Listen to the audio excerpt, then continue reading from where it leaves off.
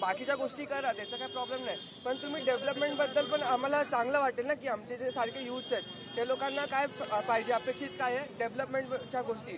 बाकीच्या ठीक आहे, बाकीच्या तर होतच असतील, पण डेव्हलपमेंट आम्ही जे यूथ्स आहेत त्यांच्याकडे बेसिकली त्यांचं एम काय की जर तुमच्यासारखे पॉलिटिशियन जर डेव्हलपमेंट आणि एम्प्लॉयमेंटबद्दल बोलतील तरच आम्हाला ते हे पडणार, फरक पडणार. कारण की आम्ही स्टडीज करतोय, पुढे आम्हाला काय प्रत्येक ठिकाणी जायचंय, हर फील्डमध्ये जायचंय, तर त्याच्याविषयी कोण ना कोण पॉलिटिशियन बोलते तर आम्हाला त्याच्याबद्दल खूप चांगलं वाटतं. सो तुमचे पण पॉईंट्स तुम्ही त्याच्याबद्दल बोला. पहिला मुद्दा की मी अंधेरी पश्चिमचा आमदार आहे. अंधेरी पश्चिममध्ये एवढ्या मोठ्या प्रमाणावरची डेव्हलपमेंट झाली आहे. 60पेक्षा जास्त उद्यानांची निर्मिती केली आहे.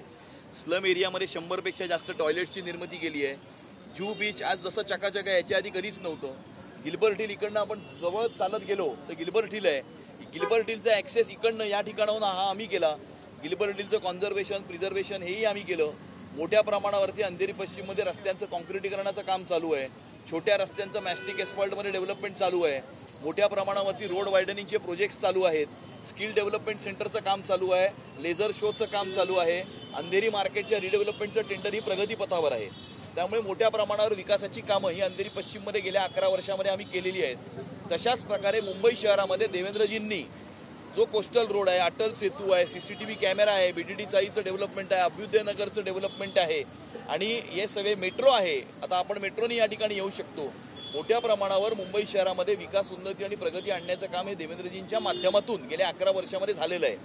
त्यामुळे परंतु कुठलीही समृद्धी ही सुरक्षिततेशिवाय होऊ शकत नाही. There cannot be any prosperity without security. आणि त्यामुळे ज्या वेळेला मुंबई शहर प्रगतीपथावर जात आहे, उन्नतीच्या दिशेने जात आहे, समृद्धीच्या दिशेने वाटचाल होत आहे, त्या वेळेला मुंबई शहर सुरक्षित राहिलं पाहिजे, मुंबईकरांची सुरक्षा अबाधित राहिलं पाहिजे, हे बघणं सुद्धा आमचं कर्तव्य आहे.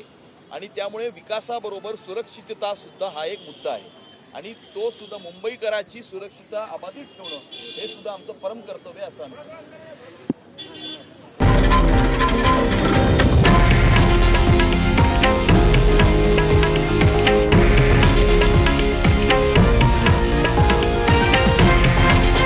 हे आहे देशातील नंबर 1 न्यूज नेटवर्क आणि आपण पाहत आहात TV9 मराठी, एकमेव.